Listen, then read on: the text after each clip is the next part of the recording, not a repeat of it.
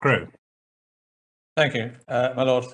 Shortly before the short adjournment, I was asked if it had ever been pleaded that the non-disclosure agreement was not contractually binding, and I have checked with those who know better, and the answer is no, that point was never taken. I don't know if anyone can say that was because the unilateral contract analysis was accepted, and by the time the dispute arose, some confidential information had been disclosed, and therefore the point wasn't available, even if that analysis were right, or for some other reason. But the answer to your lordship's question is simply no, that was never a pleaded point. So returning to the case law, the first proposition which we had gone through was the first main important proposition was that the test of reasonableness requires the covenantee to show that the restriction is no more than adequate to protect the legitimate interest. The next two propositions relate to the legitimate interest, and they are either two propositions or different aspects of the same proposition. But the point is essentially this. First, we would suggest that the question whether any particular interest is or is not legitimate for the purposes of restraint of trade cannot be answered in the abstract. It is a question that can only arise and be answered by reference to the particular parties in question and in relation to the particular contract under consideration. And as part of that submission, we would also suggest that no one has a bare right to protect themselves against competition in the abstract.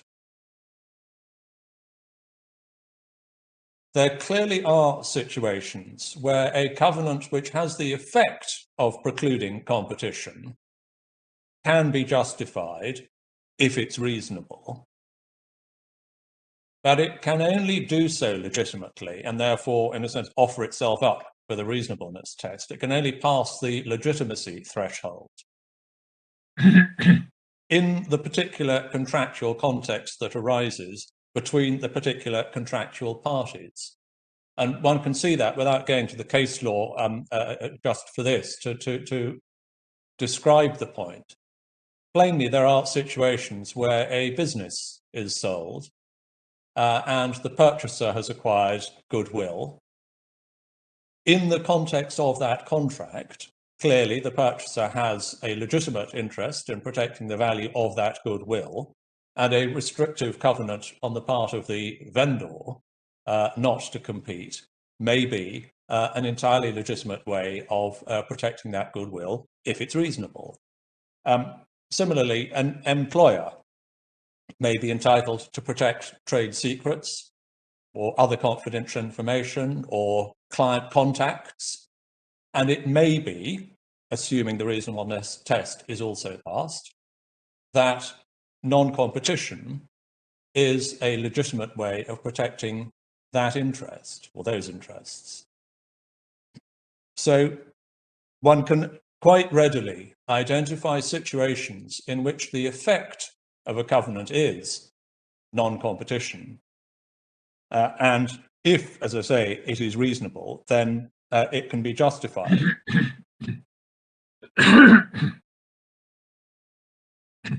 But it is capable of being justified in those situations because the covenant against competition is a relevant tool for protecting an interest on the part of the covenantee in the subject matter of the contract.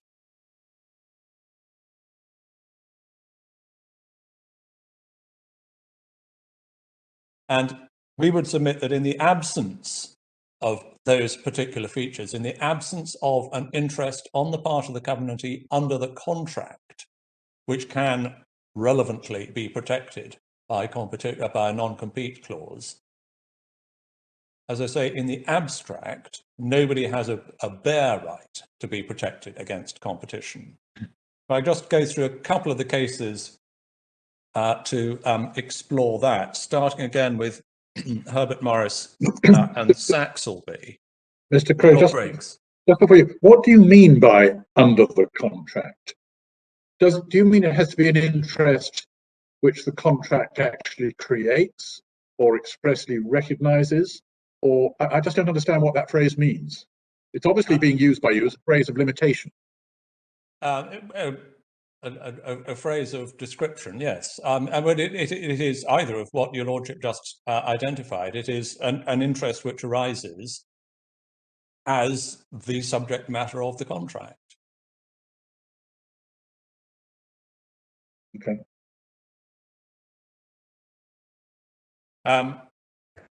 Starting with Herbert Morrison Saxelby, that's at page 1226. We looked at this for another reason. We just go back to it and pick it up at 1238.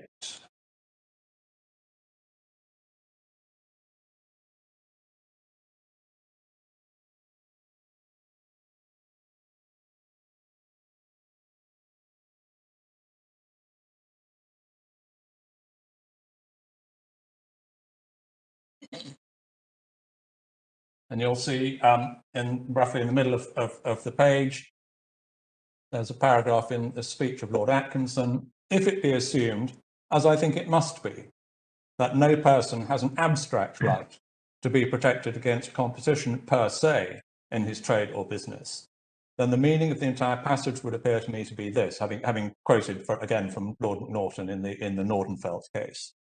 If the restraint affords to the person in whose favour it is imposed nothing more than reasonable protection against something which he's entitled to be protected against, then as between the parties concerned, the restraint is to be held to be reasonable in reference to their respective interests. But notwithstanding this, the restraint may still be held to be injurious to the public and therefore void. The onus establishing to the satisfaction of the judge who tries the case facts and circumstances which show that restraint is of a reasonable character above mentioned, resting upon the person alleging that it is of that character. And similarly over the page,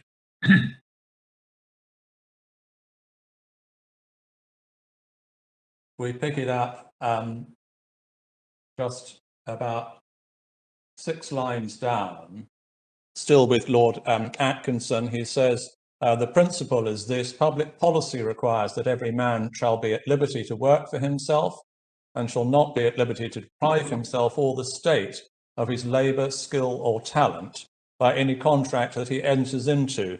Just pausing there, my learned friend has been urging on you for a considerable amount the point that the parties, if they are negotiating with equal bargaining power, are the best judges of what is reasonable between them. And part of the answer to that, it was put by way of question, I think by my Lord Briggs, but part of the answer to that is that the doctrine on the restraint of trade is a matter of public policy. It is not a matter that is entirely in the gift of parties to take away from the public interest that which the public interest has an interest in getting, and that is, among other things, competition and the ability to trade, to choose with whom one trades. So that's an important few lines. If I can then pick it up on the same page, the last 3 lines on that page. In all cases such as this, one has to ask oneself, what are the interests of the employer that are to be protected and against which is he entitled to have them protected? As undoubtedly, over the page, he is undoubtedly entitled to have his interest in his trade secrets protected, such as secret processes of manufacture, which may be of vast value, and that protection may be secured by restraining the employee from divulging these secrets or putting them to his own use. He is entitled not to have his old customers by solicitation or such other means enticed away from him. But freedom from all competition per se, apart from both these things, however lucrative it may be to him, he is not entitled to be protected against. He must be prepared to encounter that, even at the hands of a former employee. And finally, on this theme at page 1248, There's just a couple of lines from Lord Parker.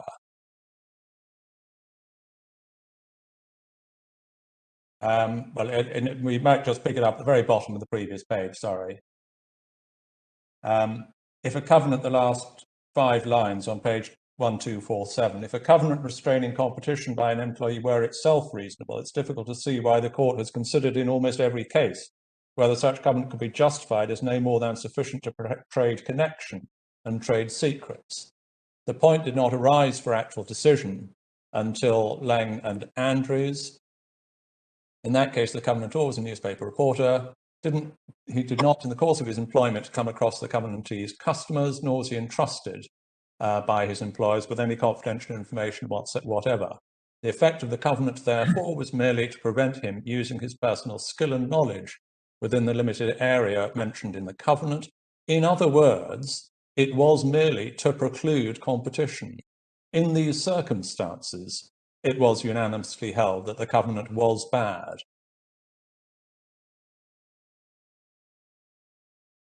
Having discussed the Mason case, if one just looks at the last 4 lines of the last complete paragraph on the page, the point is again made. Such restraint has, so far as I know, never been upheld if directed only to the prevention of competition or against the use of the personal skill and knowledge acquired by the employee in his employer's business.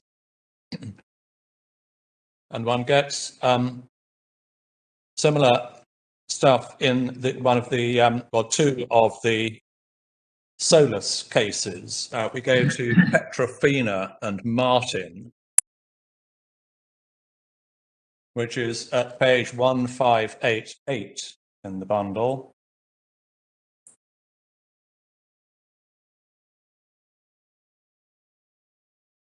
And if we can pick it up at 1615,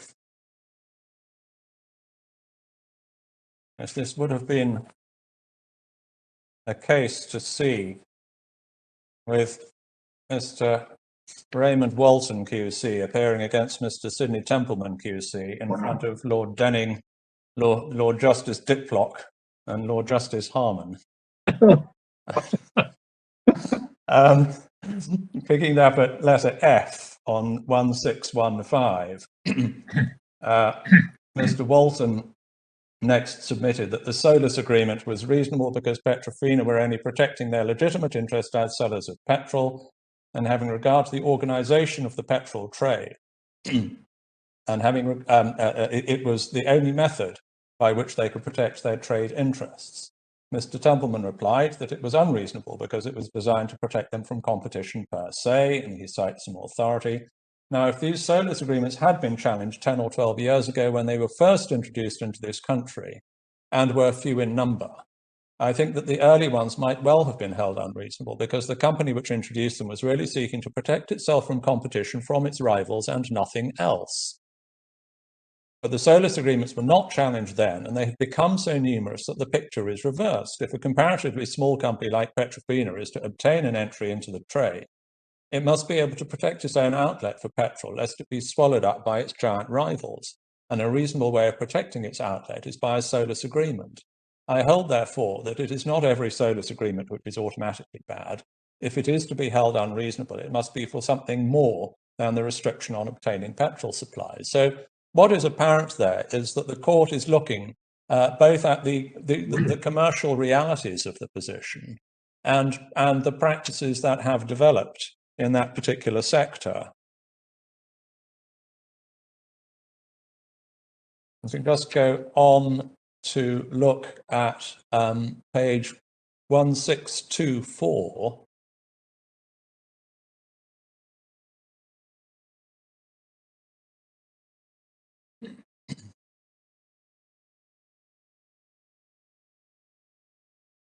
I would commend to you, it may not be helpful in the time available to read, but could I commend to you the whole of page 1624 from letter C? I think my Lord Briggs perhaps was looking forward to this when I was reading the earlier passage, but it's relevant on this point. So it's really the whole of page 1624 from C over to letter C on the following page.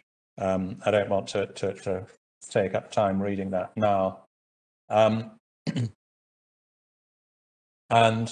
finally, along the same thread, page 1630.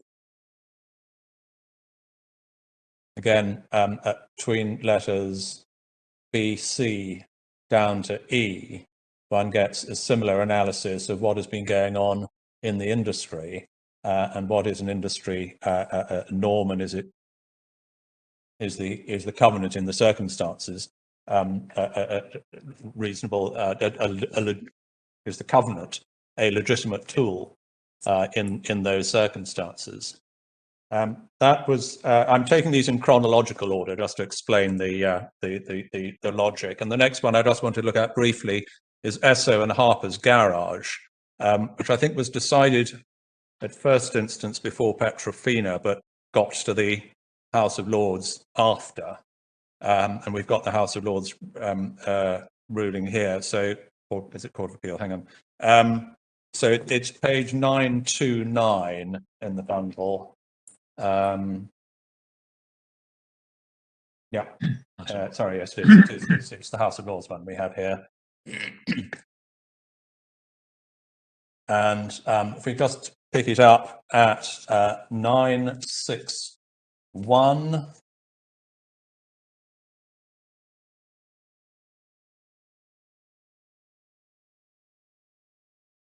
And we see at letter B,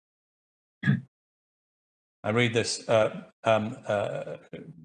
to provide as much assistance as we can. It has often been said that a person is not entitled to be protected against mere competition. I don't find that very helpful in a case like the present. I think it better to ascertain what were the legitimate interests of the appellants, which they were entitled to protect, and then to see whether these restraints were more than adequate for that purpose. So in fairness, I draw that to your attention. And then in Lord Morris's speech, at page 964, between E and F, the law has for many centuries set itself against restraint of trade. Monopolies likewise have always been in disfavour with the law.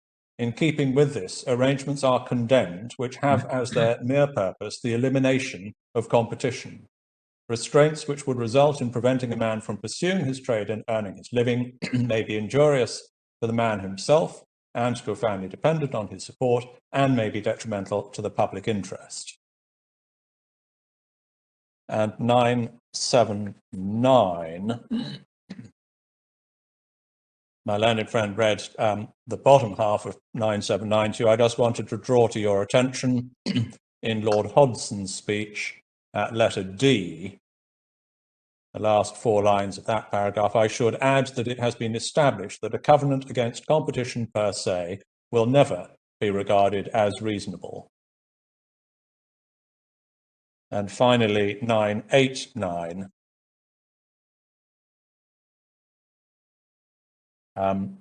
That is a passage, actually, 989 was read to you yesterday, I think, at letter F, so I won't read that again. And then I did want, your lordships and my lady had cited, but not actually read to you, Bridge and Deacons, I think. And there's a short passage in that. That's the Hong Kong solicitor competition case. The report starts at page 692.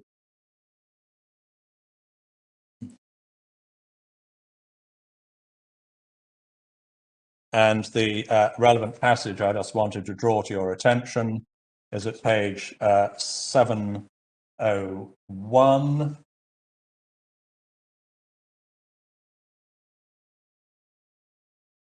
Where just between E and F, well, at letter F, the Privy Council quote the passage from Lord Reed in Esso, saying, I think it better to ascertain what are the legitimate interests of the appellants which they're entitled to protect. And the court then goes on, the Privy Council then goes on to say what were the respondent's legitimate interest will depend largely on the nature of their business and on the position of the appellant in the firm.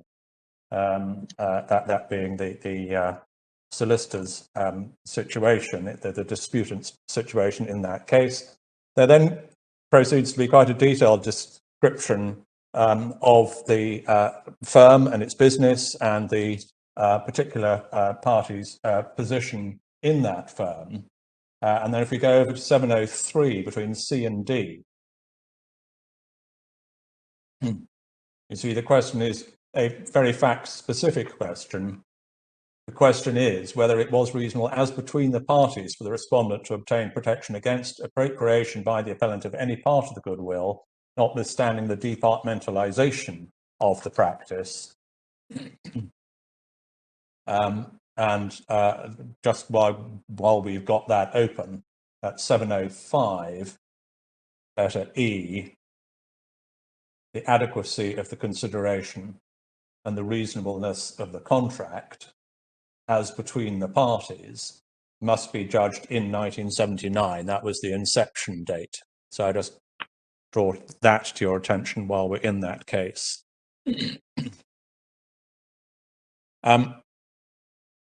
That's what I wanted to draw to your attention in the case law on that point. The next principle, and this is one of the more important ones for present purposes, the next legal proposition we wanted to urge on you is this, that the reasonableness of the restrictive covenant has to be tested by reference to the parties' mutual contractual commitments. This is relevant, as you will appreciate, because the criticism that the Court of Appeal makes of the first instance judgment is that the judge assessed the reasonableness as between the parties with an enormous amount of hindsight by looking at what happened after the contract had been entered into, with a long period of informal collaboration. And the reason we submit that the Court of Appeal was entirely right in overturning the judge's approach and taking its own view on reasonableness is that as a matter of legal principle, it's not just a question of assessing reasonableness at a particular date. It is a question of assessing reasonableness by reference to the mutual contractual commitments of the parties. That is most clearly enunciated in three cases. The first, my Lord Briggs might recall, Watson and Prager, which is in the authorities. It starts at page 1995.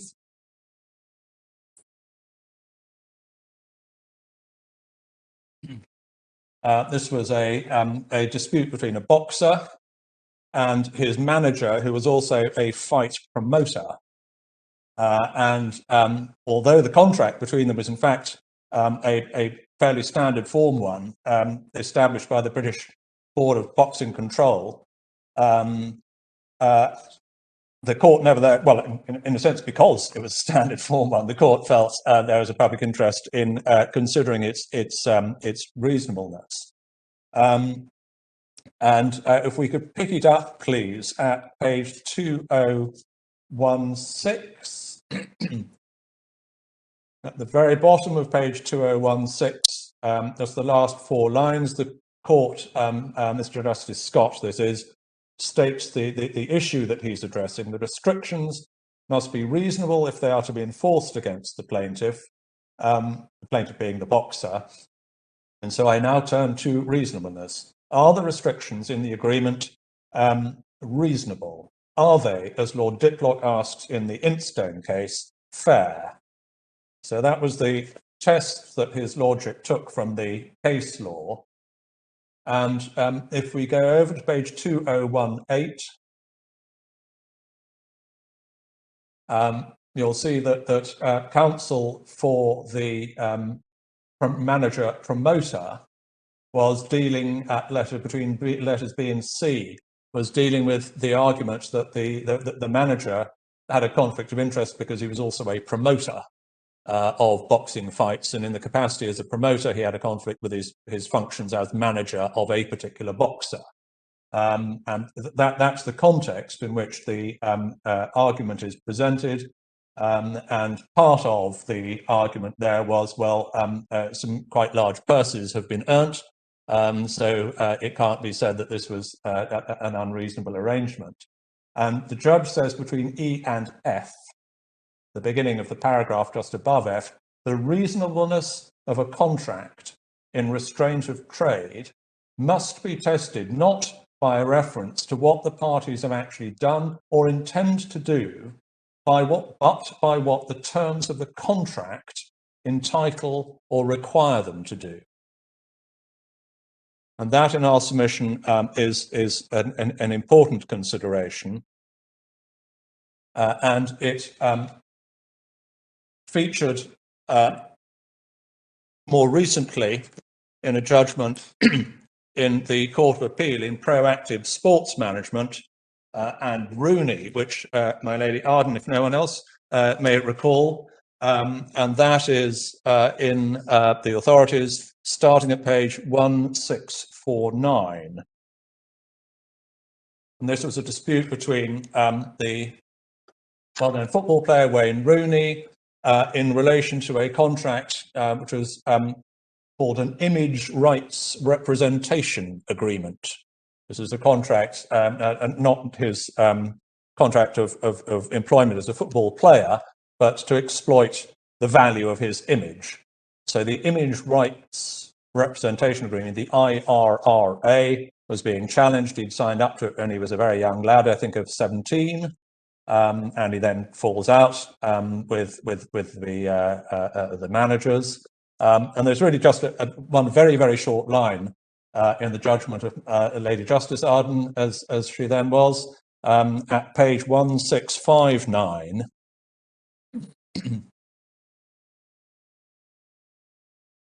Where essentially the same point as we saw in Watson and Prager was advanced and dismissed.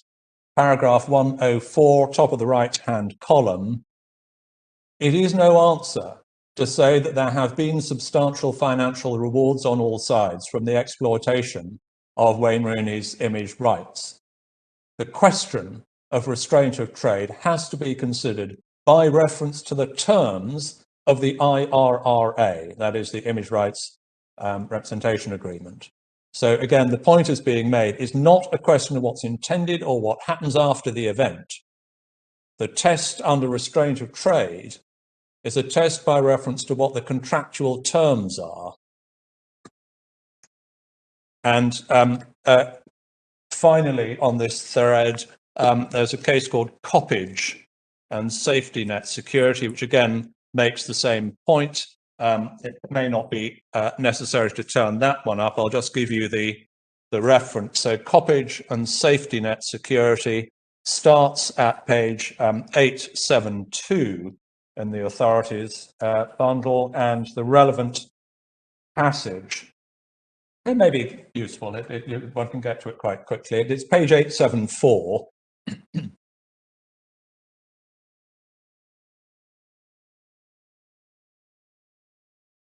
And it's the judgment here is of Sir Bernard Ricks, and on 874, paragraph 9, bottom left-hand column, paragraph 9, he summarizes the law, and at the top right-hand column, you'll see a Roman 5. It's just Roman 5 and 6 that I wanted to draw to your attention. The question of reasonableness has to be asked as of the outset of the contract, looking forwards as a matter of the covenant's meaning, and not in light as matters that have subsequently taken place, save to the extent that those throw any general light on what might have been fairly contemplated as a reasonable view of the clause's meaning. In that context, the validity of a clause is not to be tested by hypothetical matters which could fall within the clause's meaning as a matter of language, if such matters would have been improbable or fall outside the party's contemplation. So again, one sees there that the test of reasonableness is being applied by reference to what the contractual terms are, not by reference to what happens subsequently. My learned friends attempts to deflect this line of argument appear in his case at paragraph 106. And I just want to draw your attention to this because we wish to dispose of it. So it's page 122 in the bundle. And it's the last 6 or 7 lines of paragraph 106, where in seeking to defend the first instance judge's approach, which was, as you know from the Court of Appeal judgments, to look at the process of informal collaboration as part of his assessment of whether the restriction was reasonable. And what my learned friend says in the last 6 lines of paragraph 106 is it's entirely appropriate that the judge determine the validity of the NDA as at the time it was entered into, but that he took account of the various possibilities that the parties expected might unfold under the agreement, one of which in this case was a period of informal collaboration subject to the terms of the NDA. Now that, with respect, is sleight of hand, because what my learned friend is trying to do is to have it both ways. He's trying to say the judge did assess reasonableness as at the date of the contract, but he did it by reference to what happened next and by what the parties contemplated might happen next. And he cites Gledhow Auto Parts and Delaney in support of that approach. Now, our answer as a matter of legal principle is to rely on Watson and Prager and Proactive Sports and Rooney and Coppage and say no. The court must look and look only at the contractual commitments, not at the parties' hopes, aspirations, non-contractual beliefs as to what might happen. Now, the Gledhow Auto Parts, and there's I think either here or somewhere else, my little friend also relies on a passage in Chitty. The passage in Chitty, I needn't go to it right now, but if when you're going back you are tempted to look at it, it's page 2110 in the authorities bundle. The passage in Chitty is paragraph 16.136. And it is a passage that appears in the section of the text dealing with employment contracts. Now, in an employment contract, the reasonableness of a term will, of course, be assessed by reference to the mutual contractual commitments under an employment contract, under which an employer agrees to provide work and the employee agrees to do the work, and they each agree that he'll be paid for it. So in that sense, an employment contract is by definition a forward-looking contract in which the reasonableness of the term, the restrictive covenant, will be assessed in the context of an assumption that the mutual contractual commitments of providing employment and doing the work will be performed. But that is no more than an illustration of the principle on which we rely, which is that the reasonableness of the covenant, the restrictive covenant, must be assessed by reference to the contractual commitments on the assumption that they are performed in due course over the life of the contract.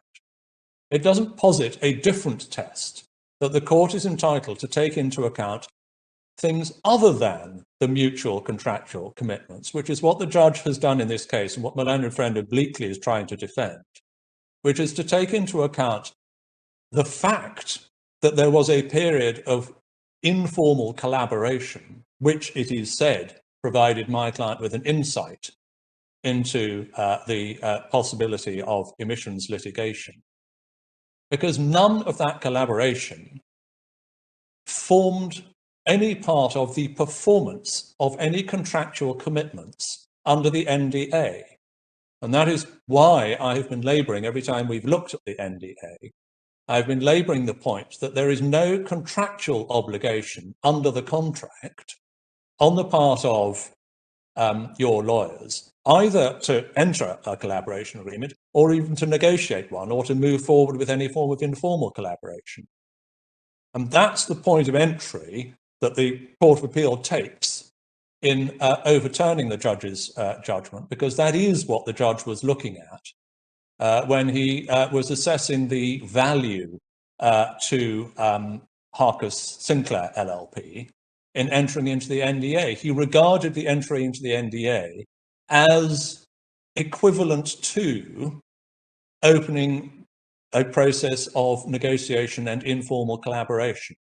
And that may have been contemplated as a possibility, but that was not performance of the mutual contractual commitments, and it is therefore an irrelevance when the court is assessing, first, the legitimacy of whatever interest it is that your lawyers are seeking to protect, and secondly, the question of whether or not the restrictive covenant is a reasonable one. Can I just see whether we actually need to look at Gledhow Auto Parts for that? I think we probably don't. It's at page 1097.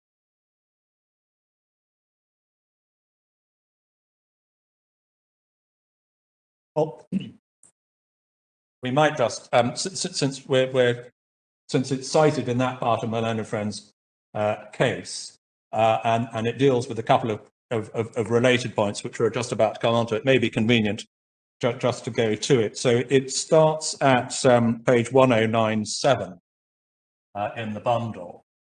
The defendant in this case had been employed as a travelling salesman, and his contract of employment had a 3-year non-solicitation covenant in relation to a limited class of goods and in relation only to areas in which he had actually worked, but it precluded him from soliciting custom, even from customers with whom he had had no contact. So when he left his employment and started working for a competitor, there was a dispute as to whether or not the restrictive covenant in his contract was unreasonable or not. So that briefly was the context. If we just pick it up at 1102,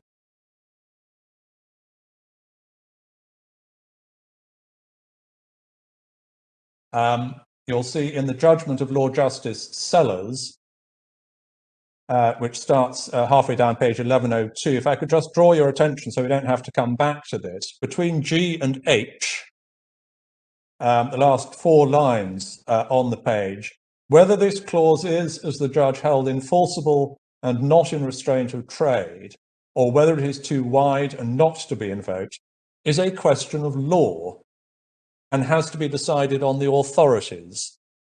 I emphasize that passage to you because, again, it touches on the thread that my learned friend was trying to stitch through his submissions to suggest that the answer is, on the test of reasonableness, is simply to be provided by the fact that 2 parties who are taken to be of equivalent negotiating power happen to have agreed something.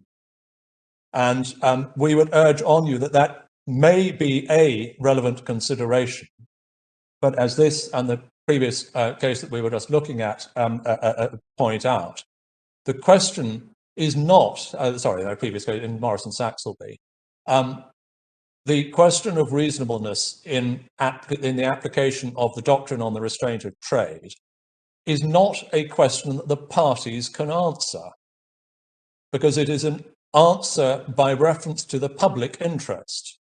The fact that parties have agreed something may be a relevant factor, but ultimately it's for the court to decide whether or not a contract is an unreasonable restraint of trade, because it is a question of law and because it touches on the public interest. So I just draw that to your attention as we're going along. And if we then flip over to page 1103, and you'll see at B to C, there's reference to previous case law. And then just above letter C, there's a sentence beginning, the effect of the decisions. The effect of the decisions of the House of Lords was established to be, first, that it is for the covenantee to show that the restriction sought to be imposed upon the covenantor goes no further than is reasonable for the protection of his business. Secondly, that the restraint must be reasonable not only in the interest of covenantee, but in the interest of both the contracting parties. And thirdly, that an employer is not entitled by a covenant taken from his employee to protect himself after the employment has ceased against his former servant's competition, although a purchaser of goodwill is entitled to protect himself against such competition on the part of the vendor. Some other observations in that case were made. And I just want, having read that, the reason about it, I will also come back to that later, the difference between the approach the law takes in relation to a covenant given in the context of the sale of a business where somebody is acquiring a property interest, and a covenant between an employer and an employee against competition, where different considerations apply. Can I just leave that thought for a moment and go on to page 1106 and pick it up right at the last paragraph of Lord Justice Sellers' judgment, where he says the reference is made, having been quoting Mason's case, Mason and Provident Clothing. So if the reference is made there to some area of restriction, seemed to me not to be applicable to a case of this sort. That was a case where the area was limited and where there were factors in the nature of the trade which were quite different from the very wide area and limited activities in the present case. I would agree with the judge on the other factors which were taken into consideration. I think that the duration of 3 years, while considerable, is not to be condemned. So just pausing there, clearly the duration of any covenant is going to be a relevant factor, and I'll come back to that. And I certainly agree that the commodities were narrow. The area operated in itself would not matter, I think, if the restriction had been to customers or people who had been visited. As it goes beyond that, it seems to me that the restriction is one which does go beyond what was necessary to protect the plaintiffs. I can see nothing which makes it anything other than a protection against competition, and so on that point with respect, I would disagree with the judge and would allow this appeal. And then very briefly, Lord Justice Diplock at page 1108. And if we could just pick it up in the first main paragraph between C and D, there's a sentence beginning but the question of the validity of a covenant in restraint of trade has to be determined at the date on which the agreement was entered into, and has to be determined in the light of what may happen under the agreement. Although what may happen may cover many possibilities which in the result did not happen. A covenant of this kind is invalid ab initio or valid ab initio. There cannot come a moment at which it passes from the class of invalid into that of valid covenants. So again, it's important there to see that what is being contemplated is what the contract provides for, what may happen under the agreement. Well, that is our response. That was all apropos the main proposition we're advancing, which is that the reasonableness of any contractual covenant has to be tested. Watson and Prager, Proactive Sports, Occupant Safety, Net Security. The reasonableness has to be tested by reference to what the contract actually provides, what the mutual commitments under the contract are. Two more short propositions on the law before we turn to applying them to the facts.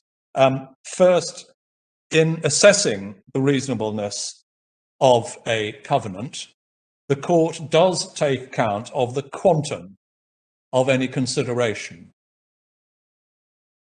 Now, Malone and Friend, as you know, is seeking to debate the question whether Schroeder Music and Macaulay, when it uses the expression commensurate consideration, is postulating a different test.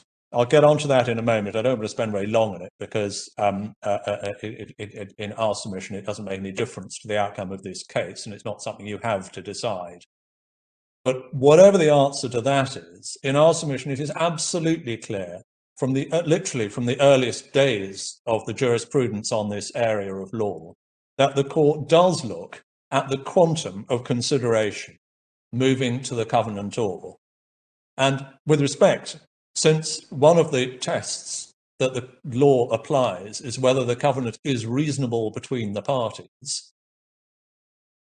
it follows almost as night follows day that the court will look at the quantum of consideration moving. We can just look briefly at a few cases that cover this. The very, very earliest case, which is said to sort of be the fons et origo of this jurisprudence, is Mitchell and Reynolds, which is in the authorities bundle at page 1369.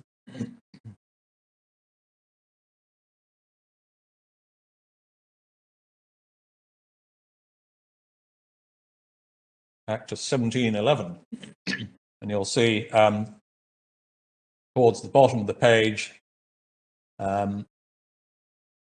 between just after the 10 mod 27 and resolution of the Court of BR, there are 3 lines which effectively give a head note: a bond or promise to restrain oneself from trading in a particular place, if made upon reasonable consideration, is good.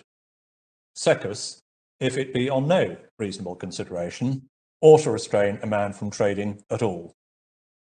And just picking up the last 2 lines on that page, the general question upon this record is whether this bond being made in restraint of trade be good. And we're all of opinion that a special consideration being set forth in the condition which shows it was reasonable for the parties to enter into it, the same is good. And that the true distinction of this case is not between promises and bonds, but between contracts with and without consideration. And wherever a sufficient consideration appears to make it a proper and useful contract, and such as cannot be set aside without injury to a fair contractor, it ought to be maintained. One can move forward 200 years to the Nordenfelt case, page 1936. As you appreciate, this was a dispute between an arms manufacturer and a developer of armaments. And if we just pick it up at page 1936,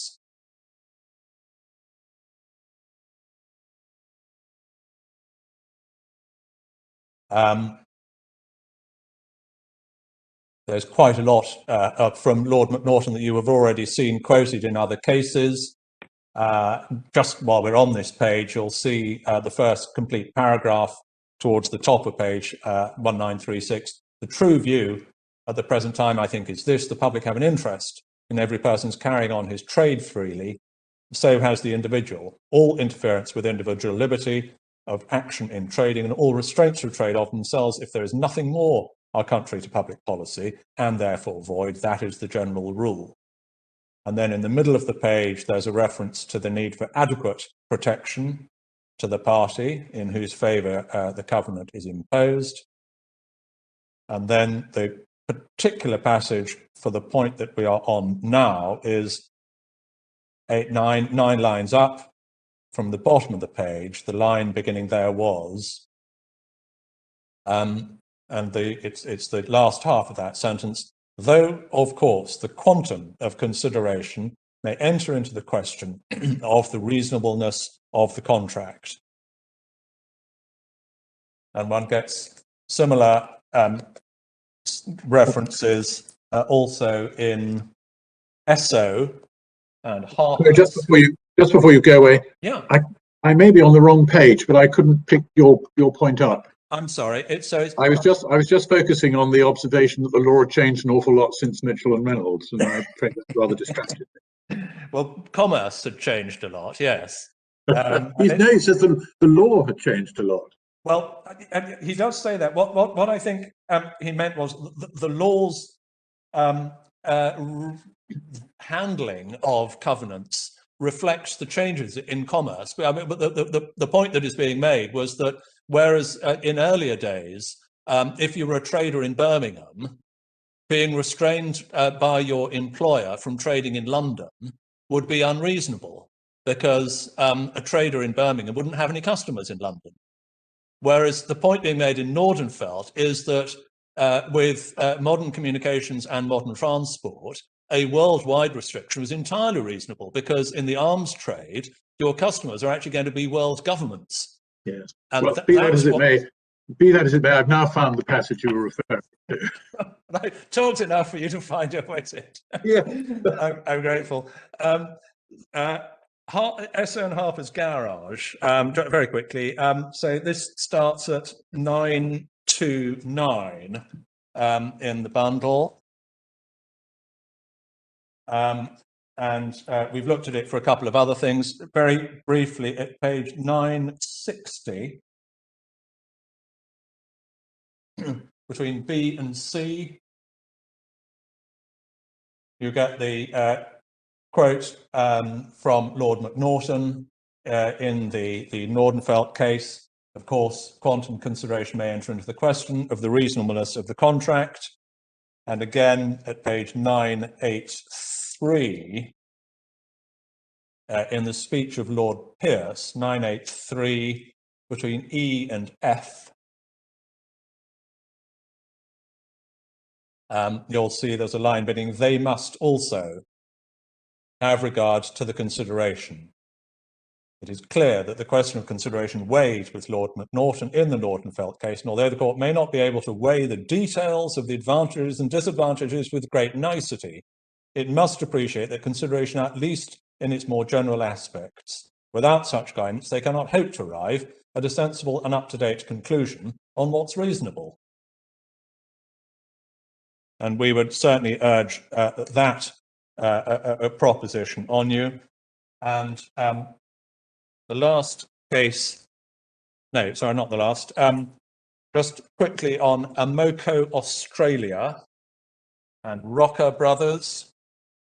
It may be enough just to look quickly at page 556. Between F and G.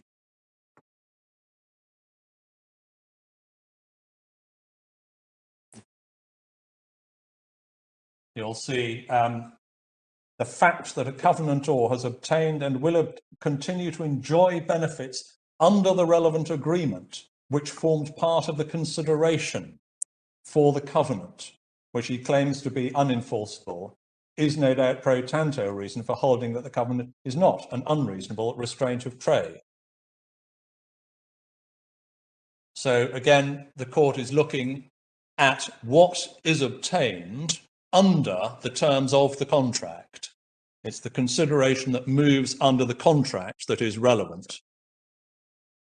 Alec Lobb, I don't think we've looked at all yet, another Solus case, and just a couple of short passages here. I think, in fairness, can I just give you its, because quite a lot now I'm getting just referential to the earlier cases, just to show that this is a thread that continues and hasn't been lost over time. I won't go to them, but if I could commend to you page 516H to 517C, which really quotes the stuff we've already seen, but just shows you it remains good law. Page 523, between F and G, and page 529 at the very top. We just get quotes again from the early case law, 529 at the top.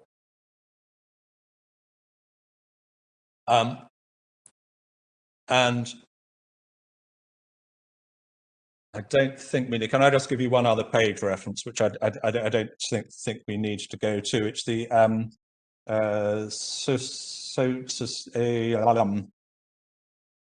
SEI, Società Esplosivi and Ordnance Technologies, which is at page 1825, and it's paragraph 145, page 1859.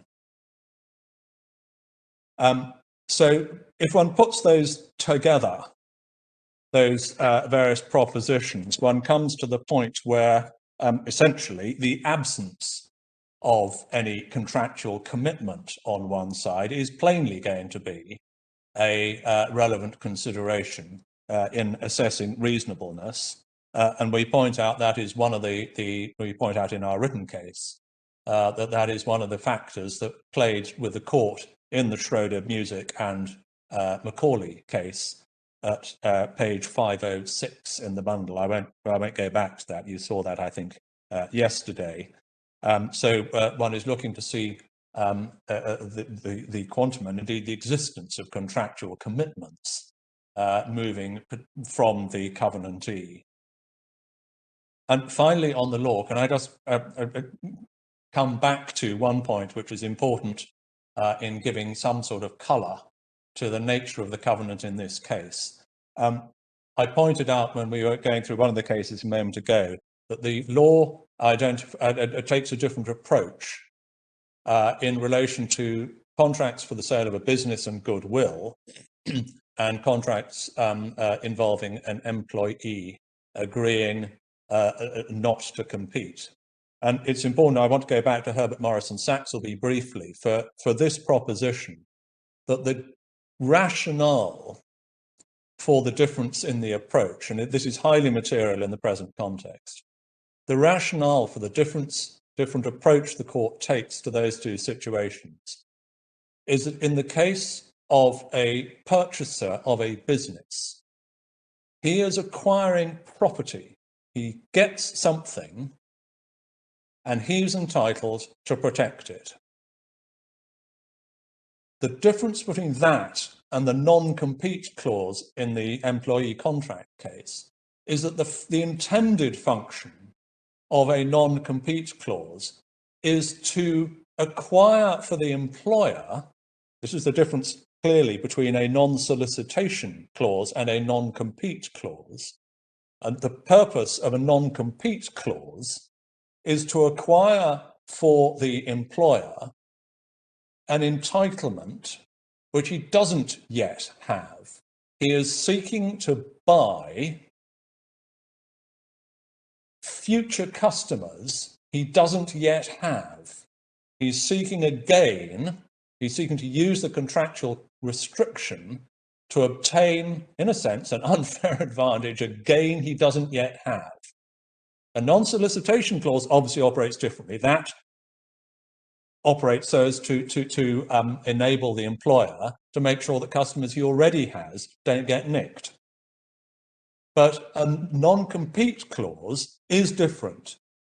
And it matters. I'll just before going back to Herbert Morris and Saxelby, the reason I want to take you to this, obviously, is that what the covenant in this case was clearly doing was trying to ensure that if your lawyers and Harcus Sinclair LLP ended up not working together, Harcus Sinclair would not be going around collecting what might otherwise be potential future clients, which your lawyers did not then have. That's the whole point of a non-compete clause. And when we get to look at the reasonableness of that, your lordships will be, and my lady will be aware, from paragraph 9 of the judgment at first instance, that the potential pool of clients is presumably somewhere in the order of 1.2 million. Because as the judge notes, that's the number of cars sold that had this device. As at the date of the contract, I can't remember the exact number, I think it was possibly in the thousands at most that your lawyers had signed up. But the effect and the intended, the avowed effect, as my learned friend put it yesterday in oral argument, was to solder Harcus Sinclair to your lawyers and to make sure that they didn't go out to the marketplace and recruit clients that your lawyers did not then have, but might hope to have. And that is why in our submission, it is a naked non-compete clause, and is exactly the kind of provision against which the courts turn their face, unless there is some kind of legitimate basis for imposing it. And we'll have to look at the contract to see what the ostensible legitimate basis was. Having given that slightly long introduction, can I just take you to the passage in Herbert, Morris and Saxelby, which explains the rationale for that distinction. It's in the authorities bundle at page 1246.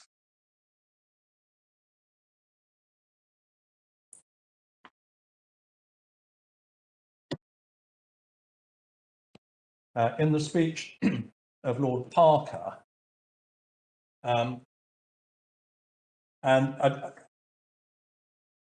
it may be if the court would be kind enough just to read from the first complete paragraph on that page, it will be observed. If I could just invite you to read that page rather than listening to me. 1246, Mr. Grove. I'm sorry, 124.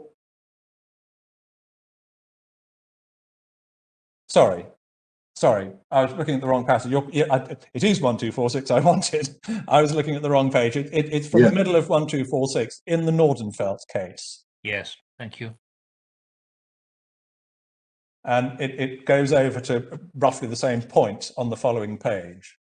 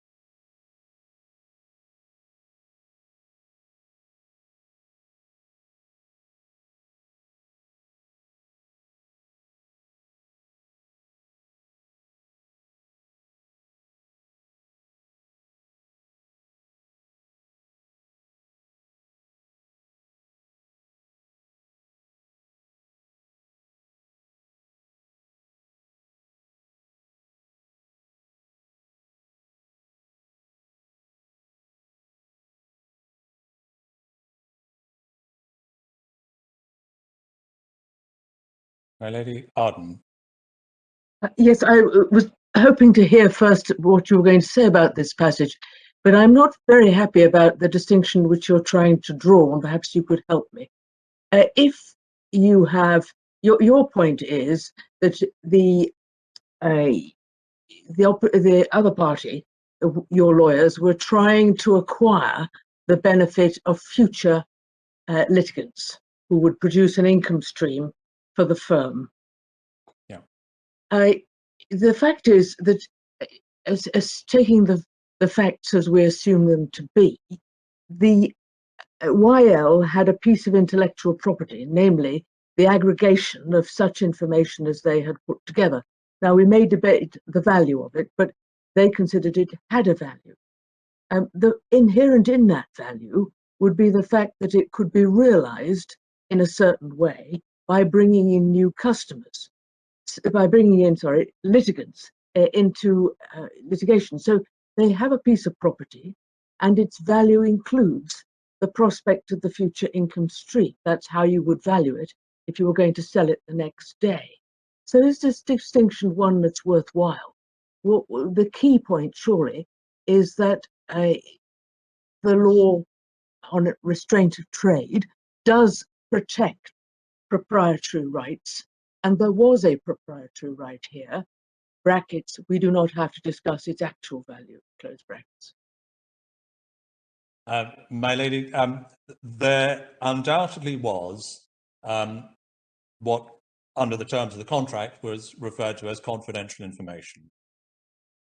The analysis I'm just about to come on to try and apply the law to the facts involves us essentially supporting the Court of Appeal's approach and criticising the judge's approach, because the judge addressed the question of whether or not the non-compete clause was reasonable, not by reference to the question of either the adequacy of the consideration moving under the contract, namely the confidential information in the litigation pack, nor by reference to the question whether that was the legitimate interest, the confidential information, that your lawyers were seeking to protect. The analysis repeatedly, and we'll go to it in a moment, but the analysis in the first instance judgment was that the value, so to speak, moving to Harcus Sinclair, supposedly under the agreement, was the opportunity to collaborate and to gain an insight into the evolving thinking, which was the product of the collaboration between the two firms. So, in a sense, yes, I entirely agree with your ladyship that there is something that is capable of being protected under the non-disclosure agreement. But the short answer is that in our submission, the Court of Appeal's analysis was absolutely right, which is that the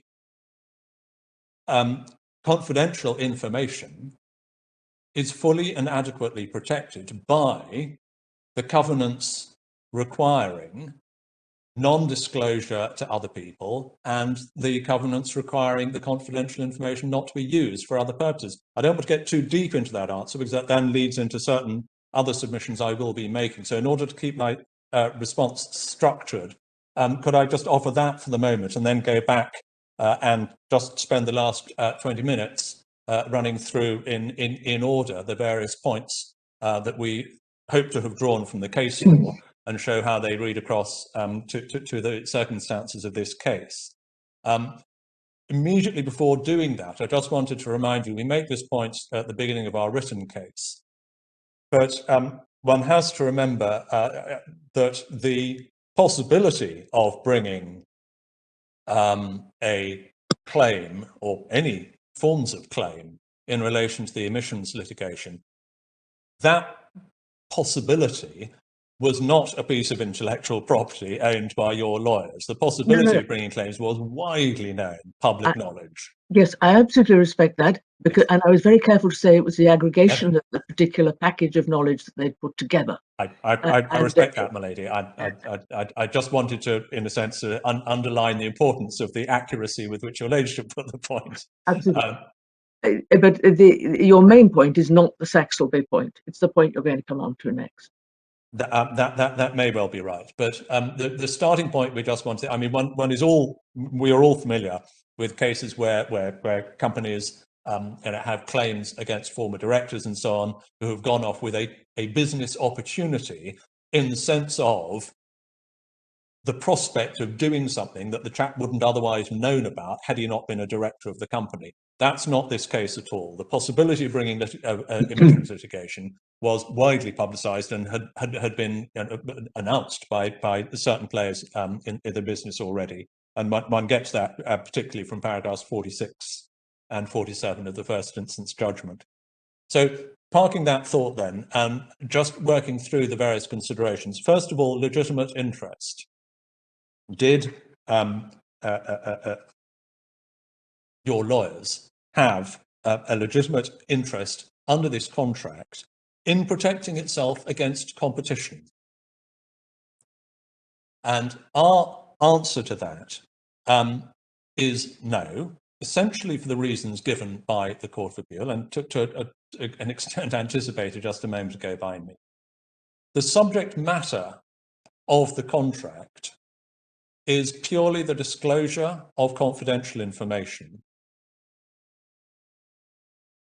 Your lawyer's interest in protecting that was adequately catered by Clause 1, the first half of Clause 2, and by Clause 3. That is, we promise not to use it for any other purpose, we promise not to disclose it to anybody else, and we promise to keep it secure. That is the adequate protection for the legitimate interest which is identified in the contract. The legitimate interest that's identified in the contract is the confidential information that is then handed over in the litigation path. So just thinking back to the Office Angels case, it is not now open to your lawyers to start pointing to all sorts of other potential legitimate interests that they may have wished to invoke, because those did not form either the subject matter of the contract or the interest which the contract purports to protect.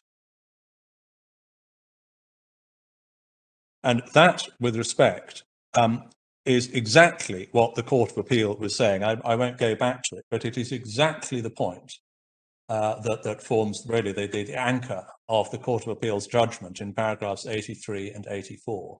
The contract is a contract about confidential information, and the restrictions on the use of confidential information is the appropriate tool. In that context, your lawyers does not have a legitimate interest in non-competition. If the confidential information can't be used, then the non-compete clause is a naked non-compete clause, and it is not a legitimate interest which your lawyers is entitled to protect under this contract. If, as the Court of Appeal also said, if your lawyers had entered into a collaboration agreement in which they had agreed to share thinking going forward and working out plans together, there may have been a different answer. But this isn't a collaboration agreement. And the fact that it was signed in the expectation that there might be negotiations that might ultimately lead to a collaboration agreement is irrelevant, because the legitimacy of the interest and the reasonableness of the restriction can be judged only by reference to what the contractual commitments were. So the only remaining argument in relation to legitimate interest is, in a sense, a sort of pragmatic one, which is made in my learned friend's written case. It's not a point he had to develop orally, but I do want to deal with it, because he points to Littlewoods and Harris. I won't go to it, but Littlewoods and Harris is page 1319 in the bundle. And he points to Thomas and Farr, which is page 1893. He points to those as illustrations of situations where a court has said, well, in the circumstances of this case, in order to protect this bundle of particular confidential information under consideration in those cases, a non-compete clause was considered to be an appropriate form of protection. And Malone and Friends says, therefore, a non-compete clause in the non-disclosure agreement is a legitimate tool. With respect, our answer to that is quite simply that neither Littlewoods and Harris nor Thomas and Farr are purporting to lay down any sort of general rule that non-compete clauses are, by definition, a legitimate tool for protecting confidential information. There are no general rules to that effect at all.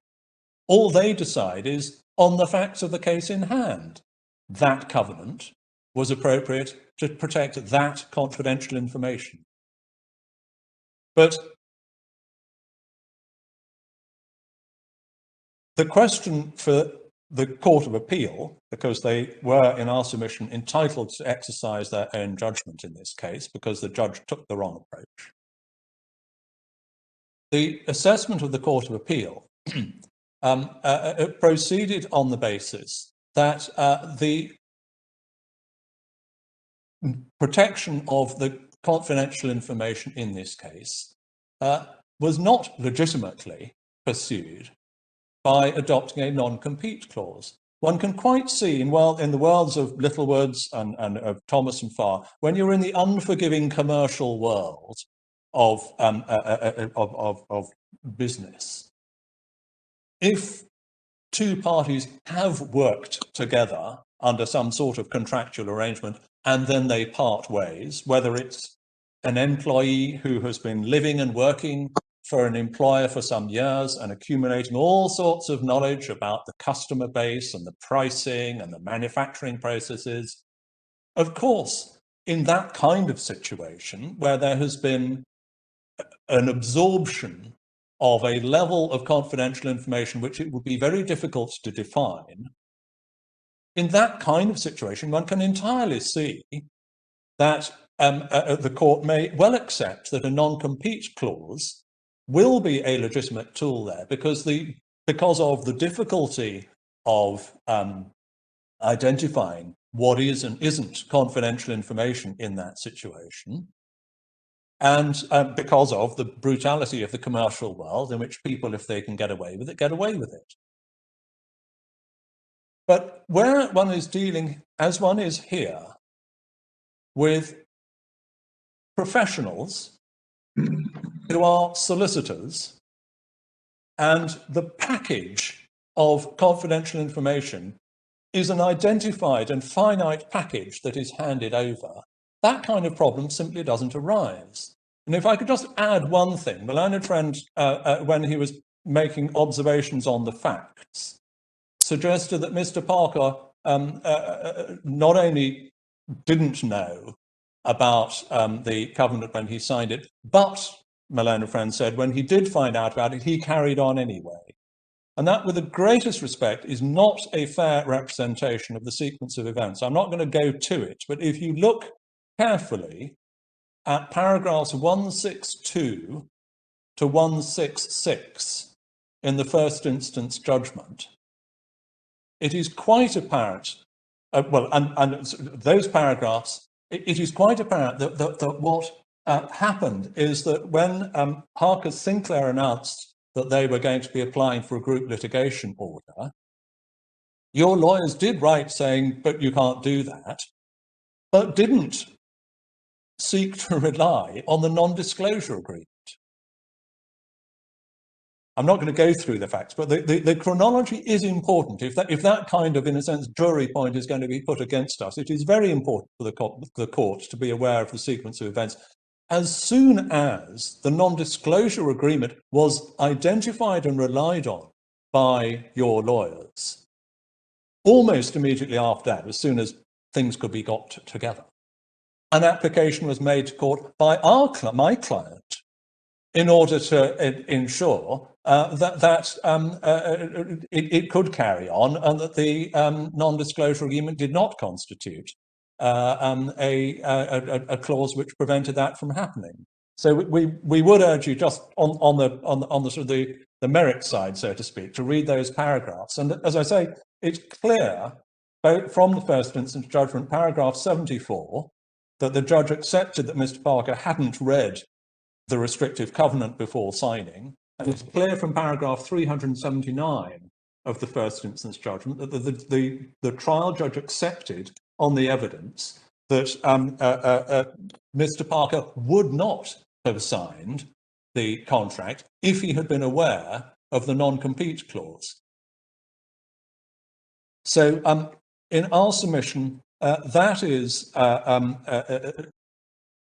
essentially what we just wanted to put to you in terms of the legitimate interest. There is an adequate package of express covenants dealing with non-disclosure and preventing improper use of the confidential information. There's an identified package of confidential information that moves across. We're talking about two firms of professionals, and in that situation, a naked non-compete clause is not a legitimate tool. So that's our first point on the application. If you reject that, one then gets to stage two, so to speak, which is, well, is it a reasonable restraint as between the parties, assuming there is a legitimate interest to protect? So if you're against me on the first point, we move on to, is this a reasonable restraint?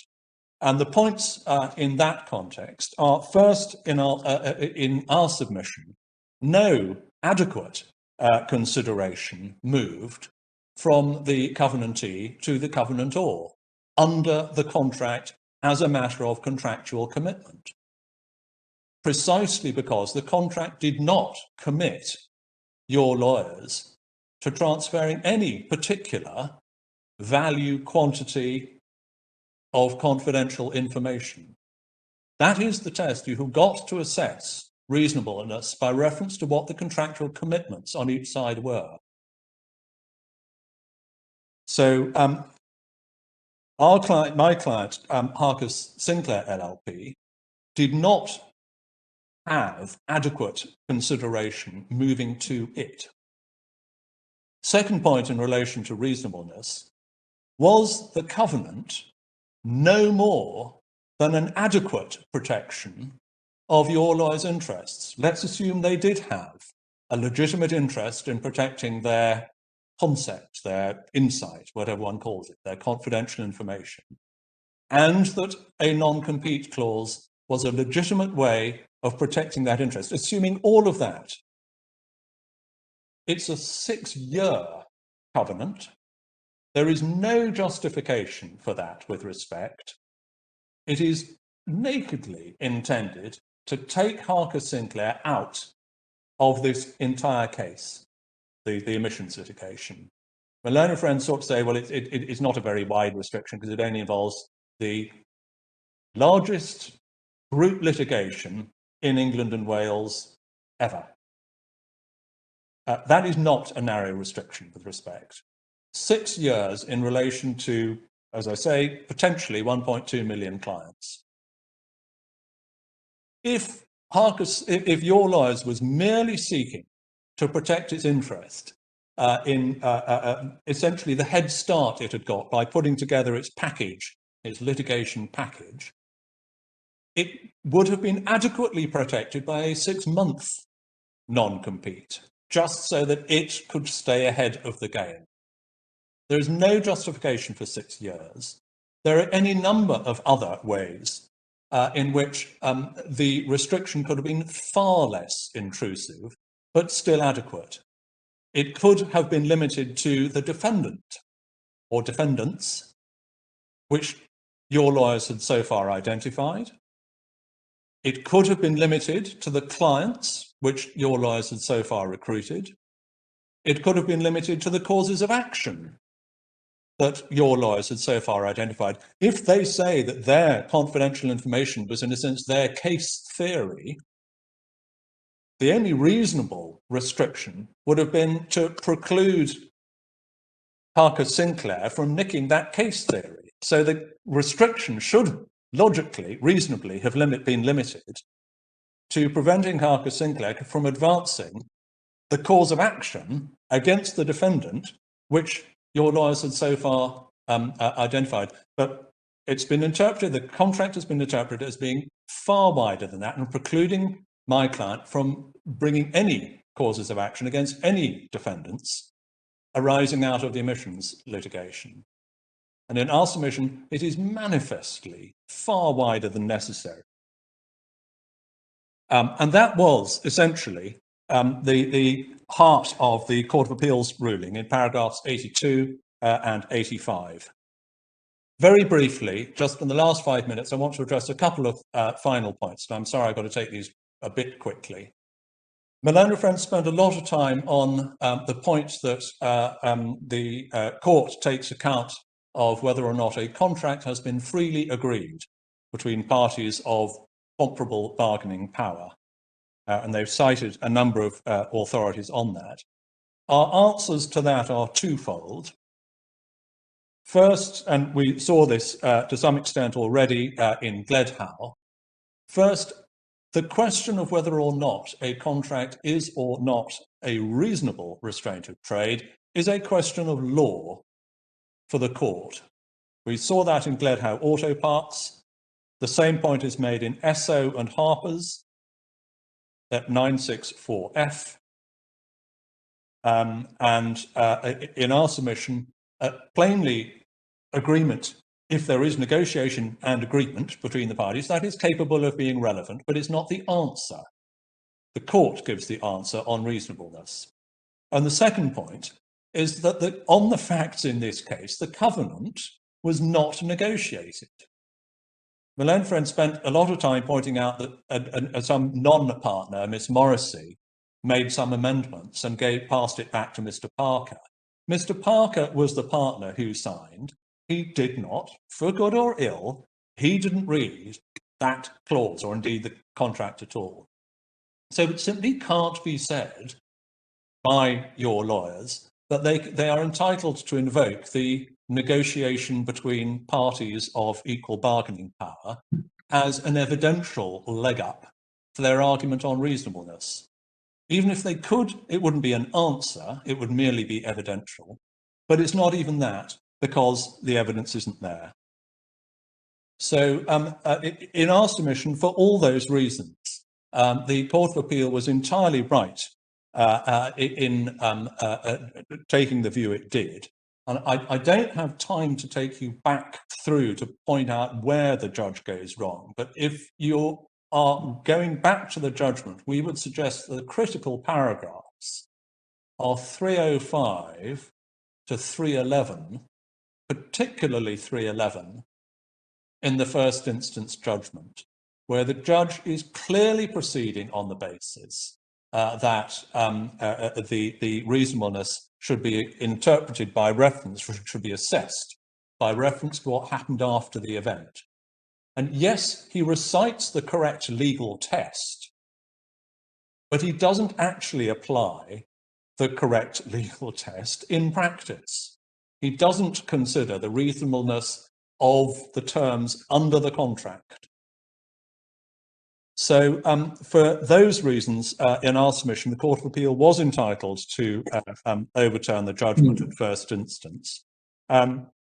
The other points that are taken in the notice of appeal, I think, have been adequately covered in our written case, and I don't need to expand on them, and I don't have I don't have time. The Lord Diplock commensurate consideration point, again, we have offered our answers to that in our case at paragraphs 93 to 95, and I don't have either the time or I think the need to cover that again, which leaves one point in 1 minute, which is if the court finds it necessary to look not just at the reasonableness between the parties, but also the reasonableness in the public interest, you will see from what the Court of Appeal said at paragraph 88 that the judge's assessment of that was again infected by his incorrect approach.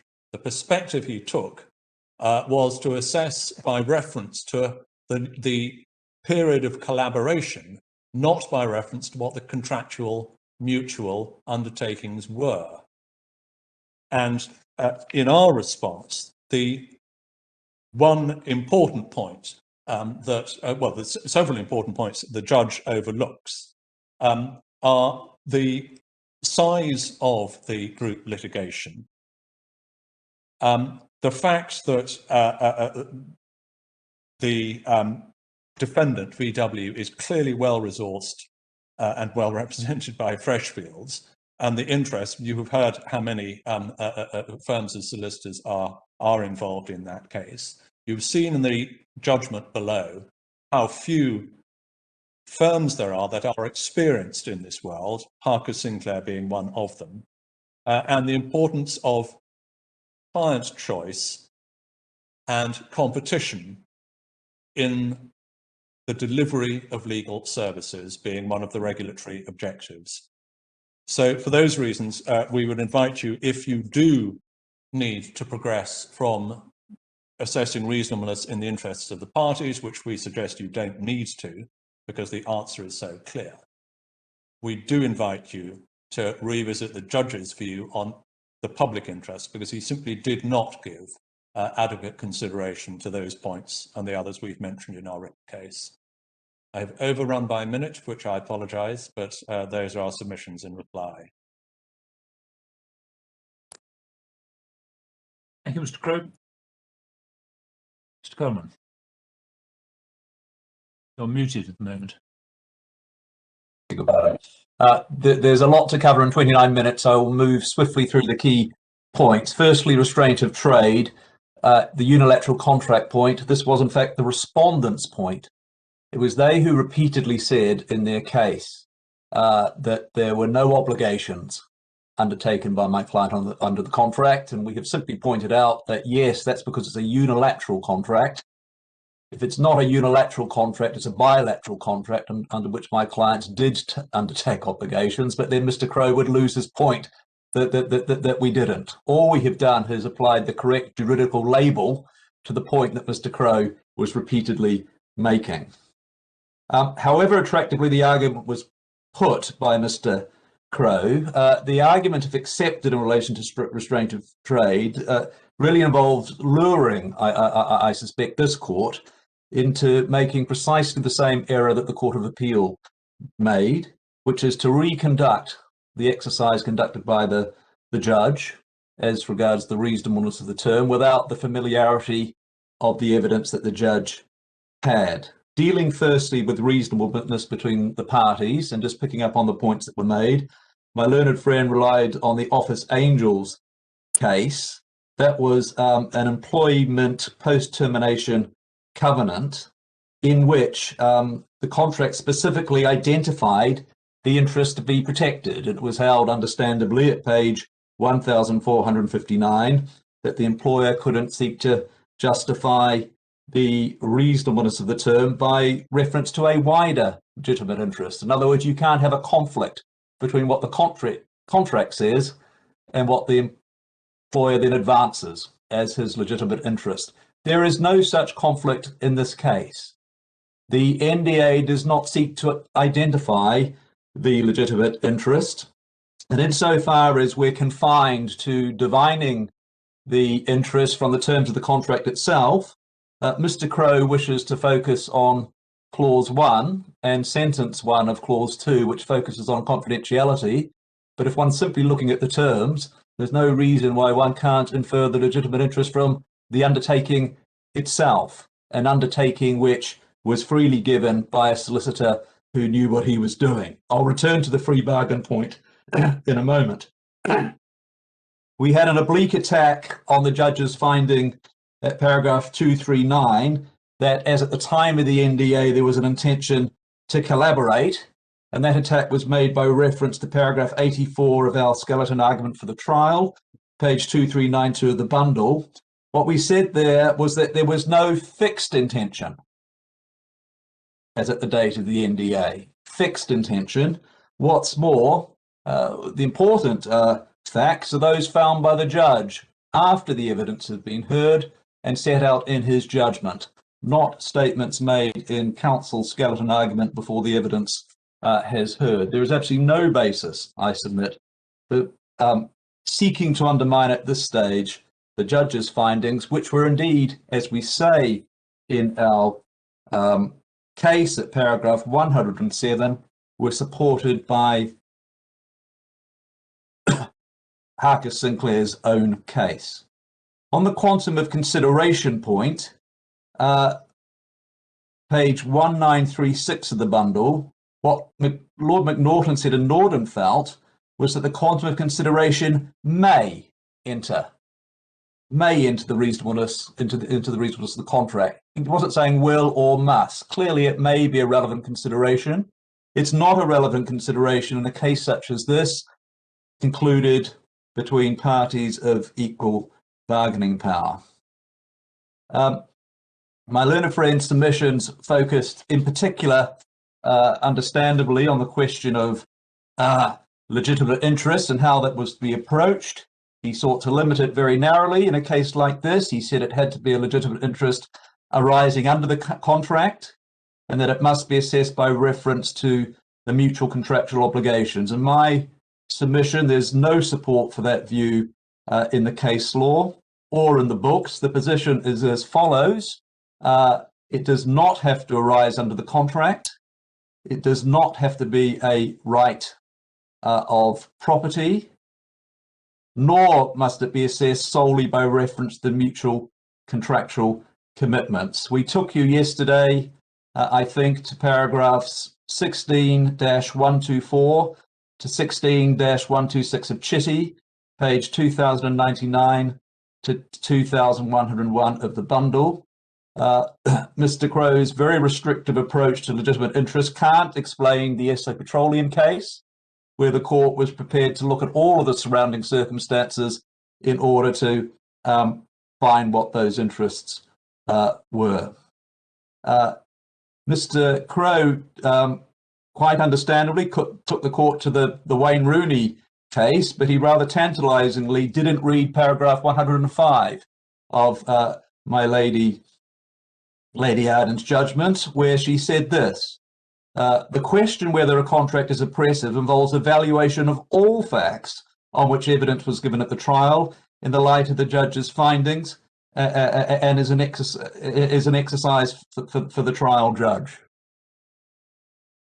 And in the light of all of the facts surrounding the contract, the judge made very clear findings as to my client's legitimate interest, which included the risk that the insight gained from the case would be exploited, the insight that is from the confidential information and also from collaboration, the interest in the protection of confidentiality, and also, and I developed this point yesterday, the risk of conflict of interest and the interest in ensuring that the relevant interests were aligned. The key paragraphs are 272, 301, and 305 to 306 of the judgment. My learned friend took you to the Petrofina case, which you may think actually has some parallels with this case, the judgment of Lord Denning, page 1616 of the bundle. Can I remind you what he said at B to C? If a comparatively small company like Petrofina is to obtain an entry into the trade, it must be able to protect its own outlet for petrol, lest it be swallowed up by its giant rivals, and a reasonable way of protecting its outlet is by a soulless agreement. I hold, therefore, that it is not every soulless agreement which is automatically bad. There are some parallels with this case. My client was a relatively small company, something of an outsider, who approached Harcus Sinclair, who had connections with funders, for assistance in relation to the working up of the case. This is by no means a bare non-compete clause, which is a conclusory way of characterizing the position. A bare non-compete clause is a clause which has no legitimate interest attached to it whatsoever. An example in this case might have been if my client had simply out of the blue approached law firms with a non-disclosure clause and a non-competition clause and said, please sign up to this, without disclosing confidential information, without any intention to collaborate, without any of the surrounding circumstances which the judge found gave rise to a legitimate interest worthy of protection. In my submission, what a court is doing in a case like this, when assessing whether there is a legitimate interest, and this is how I put the case, and it reflects very much, I respectfully say, with what Lady Arden said in the Rooney case, it is making a value judgment, having regard to all the surrounding circumstances, as to whether the covenantee has demonstrated an interest that it is reasonable for the law to recognise. And in my submission, this burden is a light one to discharge in a case like this for two essential reasons. Firstly, freedom of contract, which I'll come on to. And secondly, it was a very narrow restriction indeed, if one thinks of it in the context of the typical sorts of covenants which come before the court, say in an employment context. With reference to something that my Lady Justice, Lady Arden said, as regards the intellectual property that my client had in relation to the case, can I just give you a reference for what Mr. Justice Millett said in Allied Dunbar and Wessinger, which we've got in the bundle, page 536, paragraph 26. He said the prospects of obtaining new clients from recommendations and referrals was obviously part of the goodwill of the defendant's business. He said that in the context of the facts of this case, but there is some perhaps parallel with the observations that my lady made. My learned friend referred to the Watson case. Can I give you the reference for page 2007H, where Mr. Justice Scott said that reasonableness must be assessed by reference to the state of the affairs as at the date of the agreement. The passage that my learned friend took you to at page 2018 was dealing with a particular point relating to conflict of interest, which my Lord Briggs will remember perhaps in particular. And it was in that context that he said what he said. Conflict of interest has to be assessed by reference to the terms of the contract. My learned friend took you to the Coppage case, page 874 of the bundle, paragraph 9, Lord Justice Ricks, and our case is entirely consistent with what Lord Justice Ricks said in that case. I won't read it again, but if you go back and look at it, there's nothing at all which undermines the way we put it.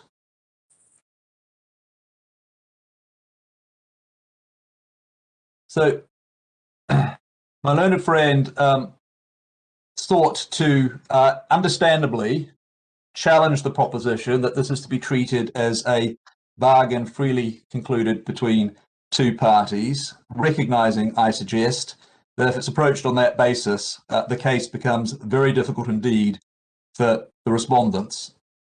The judgment can speak for itself, but we can't get away from the findings, and the judge found that Miss Morrissey looked at the contract and she amended the contract. Indeed, she made the amendment which has brought this case all the way to this court. She amended it so that it was clear that it was being signed by Mr. Parker for and on behalf of Harcus Sinclair LLP.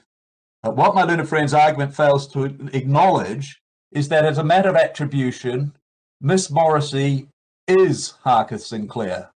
It was to Miss Morrissey, a senior solicitor, that Mr. Parker specifically delegated the task of reviewing the clause, and he was happy to rely on her judgment. This is all set out in paragraphs 67 to 74. So it's simply not open to my learned friend on the facts or on the law to say that Harcus Sinclair did not freely agree to this contract. I've described the contract as specifically negotiated. If there's a better phrase to describe the circumstances in which it was agreed, whereby Miss Morrissey considered it and amended it, I would happily adopt it. Mr. Crowe suggested that there was no finding that Mr. Parker knew what he would get in exchange for the undertakings. I submit that's an unrealistic characterization of the findings. If you go back, please, to paragraph 57 of the judgment and the following 10 paragraphs also. Not only that, but the judge made findings that confidential information was exchanged, as you would expect, throughout the period of informal collaboration, all of which was received on the terms of the NDA. As regards the public interest, I submit that my learned friend, again, is turning the public interest on its head.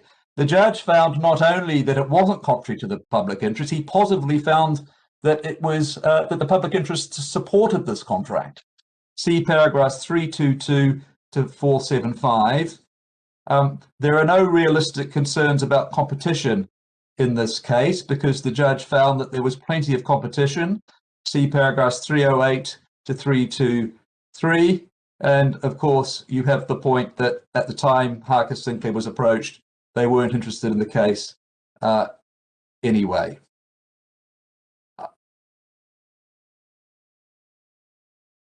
I submit, in conclusion, in relation to restraint of trade, that what the Court of Appeal has in effect provided, with the greatest respect, is judicial fiat for a firm of solicitors to break a very straightforward agreement with another firm of solicitors in relation to an area of practice where the judge positively recognised that it's in the public interest that solicitors cooperate and that their dealings are regulated by contract.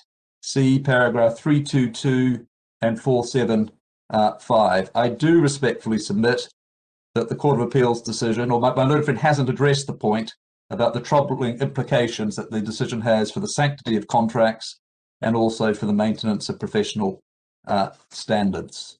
As regards the supervisory jurisdiction, I deal first with capacity. My learned friend has struggled to formulate a test for determining what is a solicitor's undertaking to suit the requirements of the respondent's case. Compare, for example, paragraphs 15 of his case with paragraph 20 of his case, but the test now advanced is that the thing undertaken, the thing that the solicitor undertakes to do or not do must be a professional service. That is the test you have been given. This test does not work. It only covers a category of undertakings, such as those given in conveyancing, but it can't explain the cases. It can't explain Fox and Bannister, for example. Mr. Bannister's undertaking to Mr. Fox not to release the £18,000 from client accounts.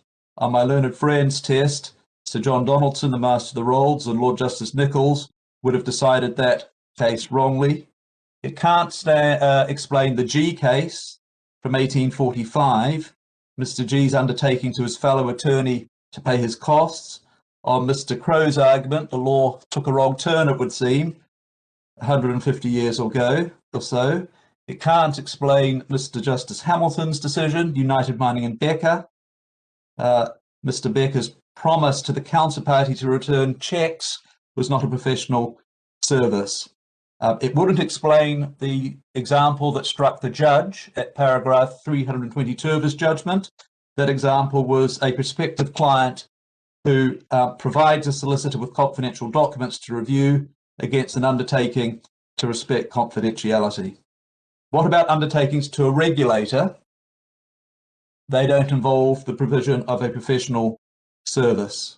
I respectfully suggest that my learned friend's test loses sight of the fundamental distinction that judges who have developed the jurisdiction have drawn. The capacity test is meant to mark the boundary between promises made professionally and promises made by an ordinary citizen or layman, as Mr. Justice Hamilton put it, in relation to one's private life and private matters. And in trying to tighten the capacity test so as to exclude this particular undertaking from the court's jurisdiction, the respondents are moving or seeking to move solicitors' undertakings well away from the boundary that has been marked out by the judges over the last 200 years.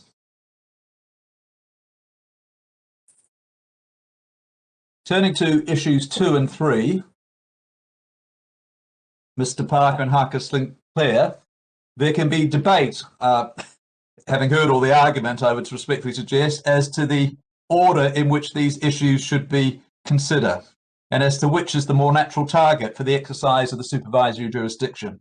Is it Mr. Parker, because he is a solicitor who gave the undertaking on behalf of the firm, and in respect of whom the supervisory jurisdiction undoubtedly lies, or is it the firm because it is bound in contract by the undertaking?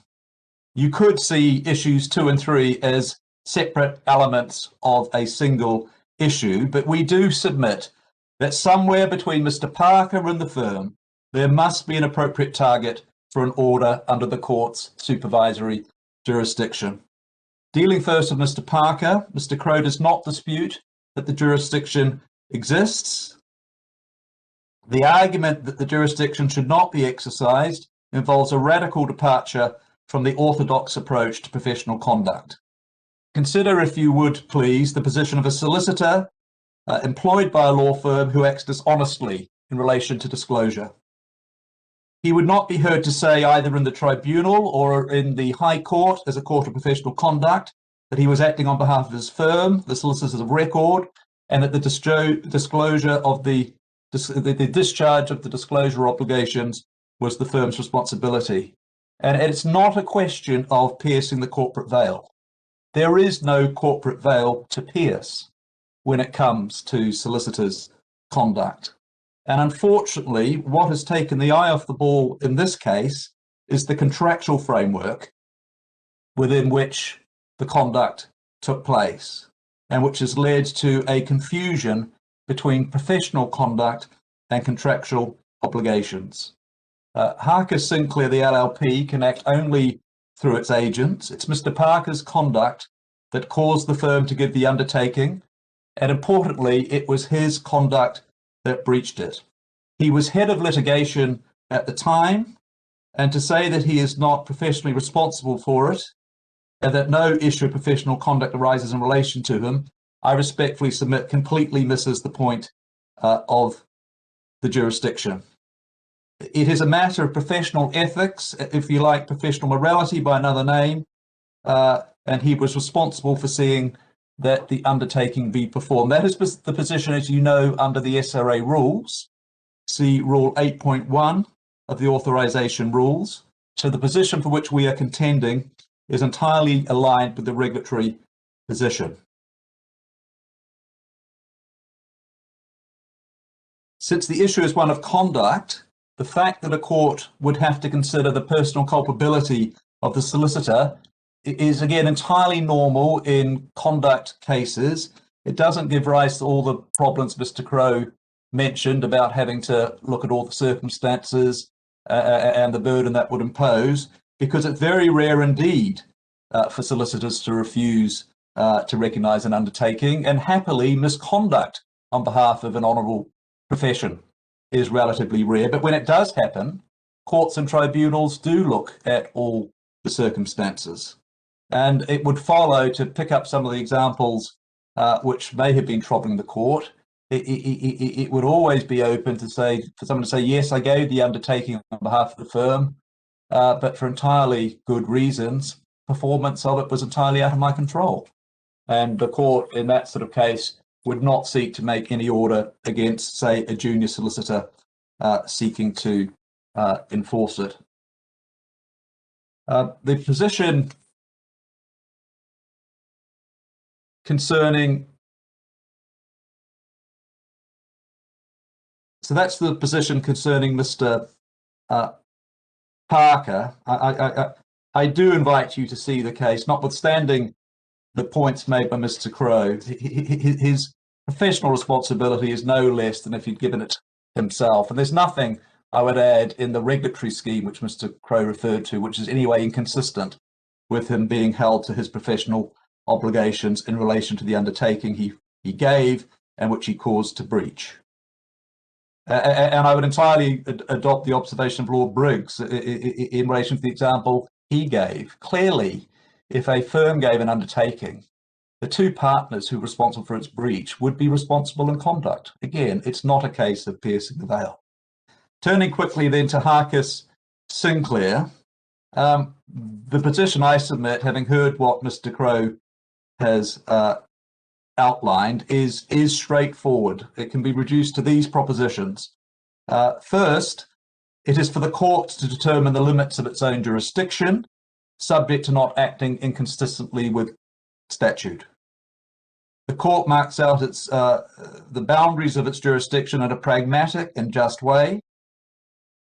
If we assume that what we're inviting you to do does not conflict with statute, for a moment, I'll come back to that, I submit that the question, do we have the power to make an order against a recognised body, becomes, should we have the power?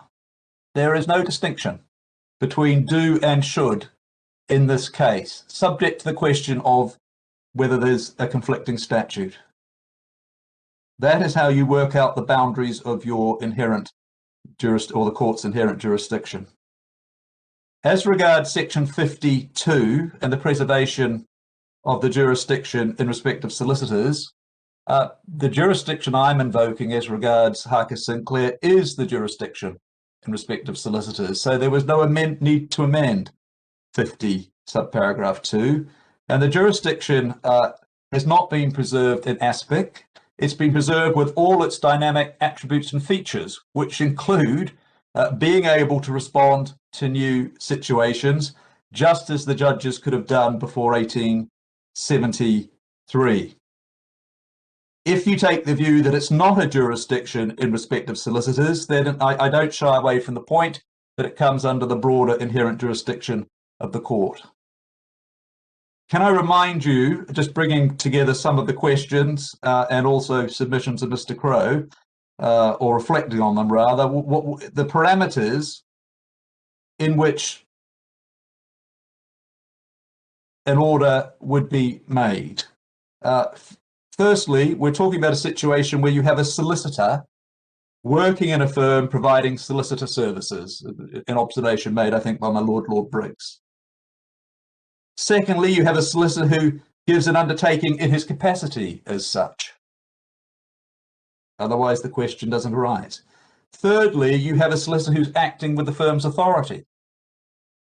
Otherwise, the question doesn't arise.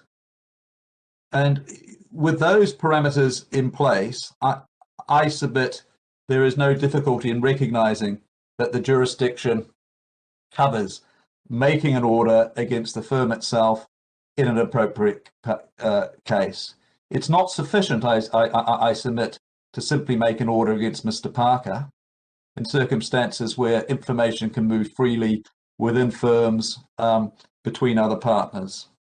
There is no inconsistency with the legislative scheme. Mr. Crowe, with respect, put the point the wrong way.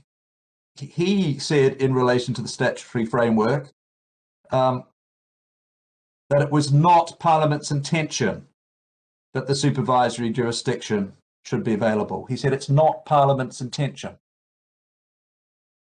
That's not enough. What he has to show is that Parliament positively intended that the jurisdiction wouldn't be available.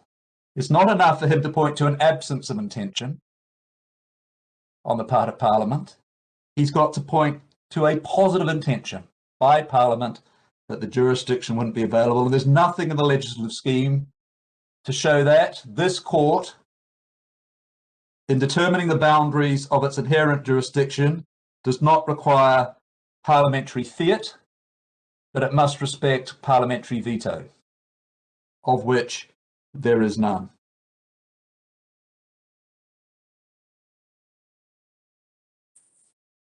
Lords,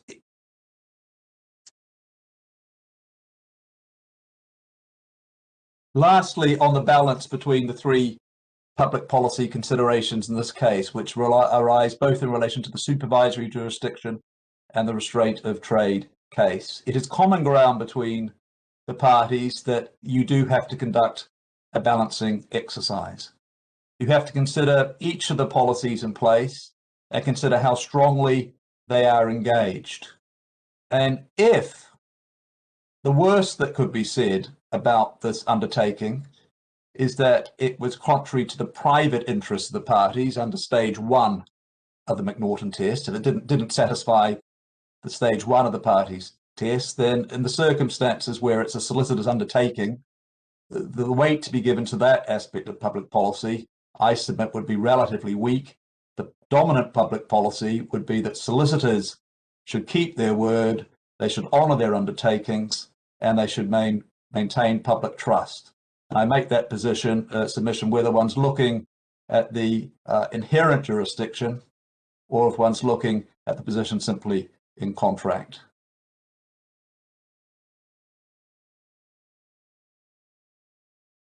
Well, Lord, those are my submissions in reply, unless there are any particular questions arising out of the exchanges of argument. Doesn't appear, Mr. Coleman, that there are any questions. Is there a point that I see that Mr. Crowe wants to make a point? Sorry, it's not a submission, it's just a correction. I apologise. Can I just correct one factual point that I made? I said that as soon as the non-disclosure agreement was identified and relied on by your lawyers, almost immediately after that, an application was made to the court by my client in order to ensure that it could carry on and that the non-disclosure agreement did not constitute a clause which prevented that from happening. Can I just correct that? The restriction, the contractual document was drawn to my client's attention in January. The assertion that it was a solicitor's undertaking wasn't made until July. So what I should have said is that as soon as the point was taken that it was a solicitor's undertaking, then proceedings were issued. There was initially a dispute, and that remains the case in the court as to what it meant as a contract.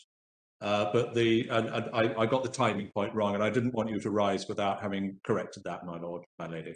Thank you, Mr. Crowe. Well, Mr. Coleman, Mr. Crowe, the court is very grateful to you for your submissions over 2 very full days. We're also very grateful to those who are sitting just out of range of the cameras or metaphorically behind you. I know that a great deal of work has gone into the preparation of the hearing of this appeal, and we're very grateful to everybody concerned. The court will take time to consider its judgments and will deliver them in due course. The court is now adjourned. Thank you very much.